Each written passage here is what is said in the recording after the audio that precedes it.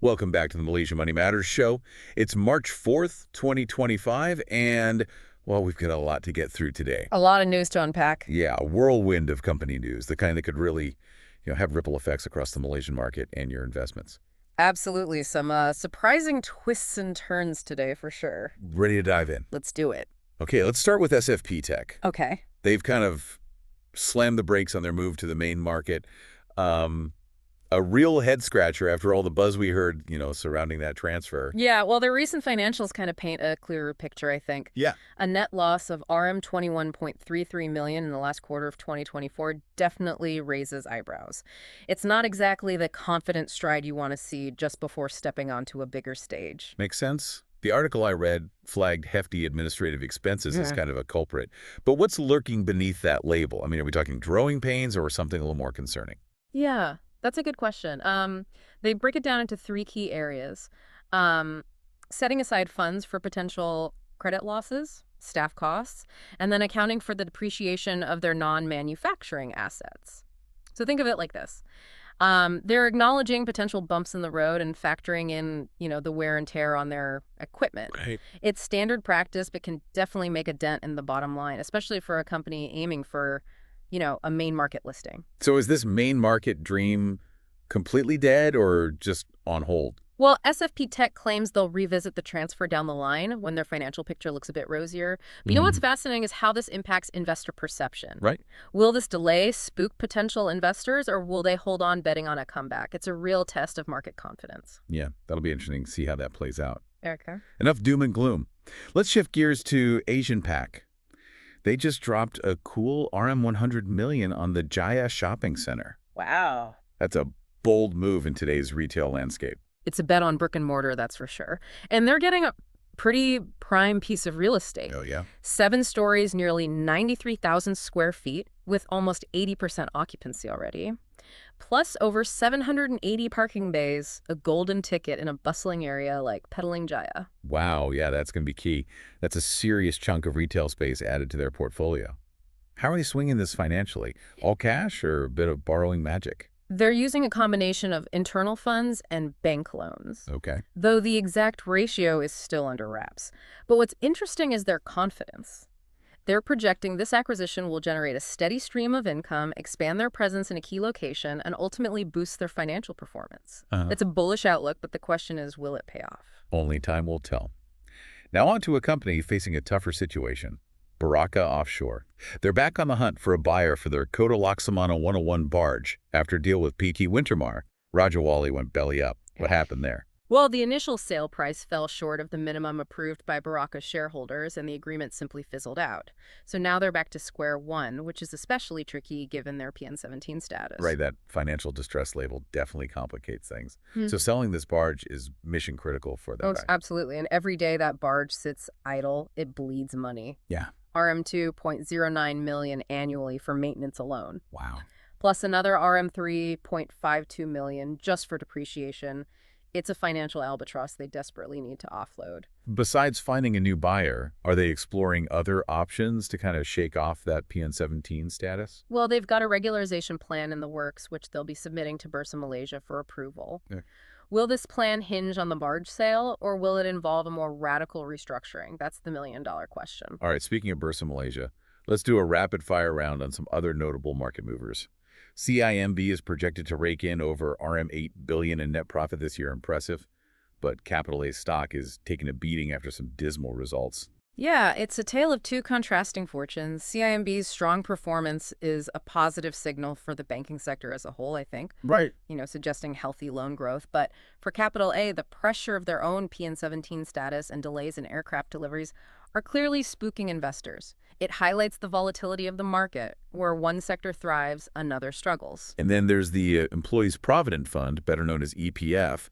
They just announced a 6.3% dividend rate, the highest since 2017. That's got to be music to a lot of ears. It is. This is a win for millions of Malaysians who rely on EPF for their retirement savings. The recovering markets and savvy investment strategies are paying off. It's a reassuring reminder that even amidst global uncertainties, a well-managed fund can deliver solid returns. Now for a reality check, Pantech Global just had a lackluster debut on the main market, closing 15.4% below its IPO price. Ouch. Yeah, IPOs can be a roller coaster ride, and this one seems to have hit a few dips right out of the gate. Market jitters and investor sentiment play a huge role in early performance. Right. It's too soon to call it a failure, but definitely a less than ideal start. And finally, we've got NationGate taking a nosedive, closing at limit-down levels. This comes on the heels of a Singaporean probe into server shipments potentially linked to them. Yeah, this investigation is causing ripples of concern. While NationGate claims they're not directly involved, investors are understandably wary. Right. It underscores the interconnectedness of global supply chains and the potential for unforeseen risks to disrupt a company's trajectory regardless of their direct involvement. Wow, that was a lot to process. What a day in the Malaysian Right. market. It certainly keeps us on our toes. Before we jump into what stood out the most for each of us, let me ask you, what's the biggest takeaway for listeners trying to make sense of all this news? I'd say it's a stark reminder that the Malaysian market is dynamic and interconnected. Global trends, regulatory shifts, and even whispers of investigations can send shockwaves through various sectors. Staying informed is key. But more importantly, don't let fear paralyze you. Look for the opportunities that emerge from these shifts. That's where savvy investors can truly capitalize. Yeah, it's like a financial jungle out there. Unpredictable and full of surprises, but that's what makes it so captivating, right? Absolutely. It's all about navigating the twists and turns and spotting those hidden gems.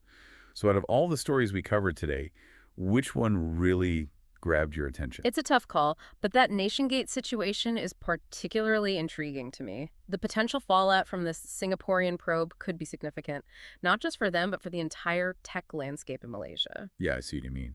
It's a bit of a Pandora's box right now. We don't know the full extent of their involvement, if any, but the uncertainty itself can be unsettling for investors. Exactly, and it raises important questions about supply chain transparency, regulatory oversight, and the complexities of operating in a globalized market. And speaking of global markets, Yeah. remember those trade tensions brewing between the U.S. and its trading partners? Mhm. The possibility of new tariffs on Canada, Mexico, and China could have a domino effect reaching all the way to Malaysia. Absolutely. Malaysian companies that are part of those intricate supply chains could face disruptions, rising costs, and ultimately a hit to their bottom line. Yeah. It's a reminder that what happens on the world stage can have a very real impact on businesses right here at home. And it's not just about individual companies, right? Right. We have to consider the bigger picture, the potential for a slowdown in economic growth, job losses, and a ripple effect of uncertainty across various sectors. Exactly. Yeah. It reinforces the interconnectedness of the global economy. What may seem like a distant trade dispute can actually hit close to home, impacting businesses, investments, and even our daily lives. Yeah, which brings us back to the importance of staying informed about the Malaysian market. There are risks, yes, but also opportunities for those who understand the dynamics at play. Couldn't agree more. That's why we do these deep dives, to empower you with the knowledge and insights you need to navigate this complex financial landscape. You mentioned NationGate being a standout for you, Yeah. and I can see why, given the potential domino effect. But for me, the story that really resonated was the EPF's 6.3% dividend rate. That's a significant boost for millions of Malaysians and a testament to the power of a well-managed fund. Yeah, I get it. It's a feel-good story for sure, especially after a period of lower returns. It shows that even in turbulent times, strategic investments can yield positive results.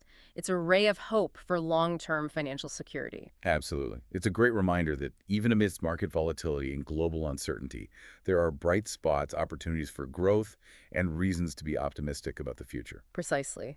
And that's what we should always be looking for, those glimmers of hope, those pockets of resilience, those signals that point towards a path forward. Before we wrap up, any final thoughts on what we've uncovered today? Yeah. What should listeners be keeping a close eye on in the coming weeks? Well, I'd say keep a close watch on how those international trade tensions unfold. Okay. If those U.S. tariffs come into play, we'll need to analyze the ripple effect and see how Malaysian companies adapt their strategies. And let's not forget about the ongoing recovery from the pandemic. How will consumer spending evolve? Will those pesky supply chain disruptions finally ease up? Right. These factors will continue to shape the Malaysian economic landscape in the months ahead. It's a constantly evolving puzzle, and we're all trying to fit the pieces together. But that's what makes it so fascinating, the challenge of understanding the interplay of forces that shape our financial world. Absolutely. And speaking of understanding, let's take a moment to recap some of the key takeaways from our deep dive today. Great idea. It's always good to synthesize the information and crystallize those key insights. So we kick things off with SFP Tech's unexpected decision to, well, postpone their main market transfer. Their recent financial hiccup, particularly those hefty administrative expenses, definitely threw a wrench in their plans. I think it's a good reminder that even companies with seemingly bright futures can face unforeseen challenges. Yeah, and it highlights the importance of really scrutinizing a company's financials. Yeah. Looking beyond the headlines and digging into the details. Are these expenses a temporary blip or a sign of deeper structural issues? Right. These are the questions savvy investors need to ask. Then we had Asian Pac making a splash with their RM100 Million acquisition of Jaya Shopping Center. It's a bold bet on brick-and-mortar retail in a rapidly evolving landscape. It's a fascinating case study in strategic acquisitions. Will this prime location and expansive retail space translate into a steady stream of income and increased profitability for Asian Pac? Right. Or will they face challenges in a competitive retail market? Only time will tell. We also explored Barakah Offshore's ongoing struggles. Their search for a new buyer for their Kota Laksamana 101 barge is a race against the clock as the financial burden of their PN17 status continues to mount. Yeah, their situation really underscores the harsh realities of financial distress and the difficult choices companies face when trying to regain stability. Will they find a buyer at a favorable price? Will their regularization plan satisfy Bursa Malaysia? Their next moves will be crucial. And let's not forget those contrasting fortunes in the banking sector.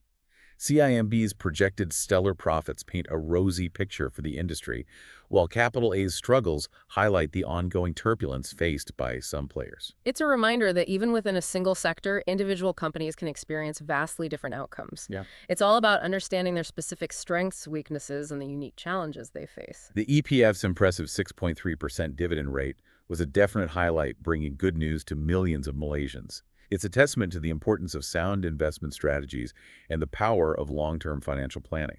It's a story that resonates with many. The idea that even amidst global uncertainty, disciplined investing can deliver positive results and contribute to financial security. It's a message of hope and encouragement for those saving for their future. But not every story was a win. Pantech Global's disappointing main market debut reminds us that IPOs can be unpredictable, subject to market sentiment and a host of other factors beyond a company's control. Yeah, it's a cautionary tale for investors, highlighting the importance of thorough research and a realistic assessment of risks before jumping into an IPO. Sometimes a wait-and-see approach can be the wiser strategy. And finally, we had NationGate's dramatic plunge, fueled by concerns surrounding that Singaporean probe. It's a stark reminder of how global events, even seemingly distant ones, can have a swift and significant impact on companies listed on Bursa Malaysia. It really underscores the interconnectedness of our globalized economy and the importance of considering geopolitical risks when evaluating investments. Due diligence and a thorough understanding of a company's operations, including their international ties, are more critical than ever. So after this whirlwind tour of the Malaysian market, what's the key message for our listeners today? Stay informed, stay curious, and stay engaged. The Malaysian market is dynamic and full of surprises, offering both risks and rewards. By understanding the forces at play, analyzing company performance, and keeping a close eye on global trends, you can navigate this complex landscape and make informed investment decisions. Couldn't have said it better myself. And to all our listeners out there, remember to subscribe to the Malaysia Money Matters podcast for more deep dives into the Malaysian market. We'll continue to bring you the insights, analysis, and thought-provoking discussions you need to stay ahead of the curve. Until next time, happy investing. Hey there, thanks for tuning in. If you would like a deeper dive into all the investment opportunities from today's news, subscribe to my newsletter at moneymatters.substack.com. I will be sharing a deeper analysis of the key investment opportunities from today's news, including what makes these opportunities stand out and how they fit into the broader market trends. By subscribing to the Malaysia Money Matters newsletter, you will also get exclusive insights on my watch list and portfolio and fundamental reports on Malaysian listed companies.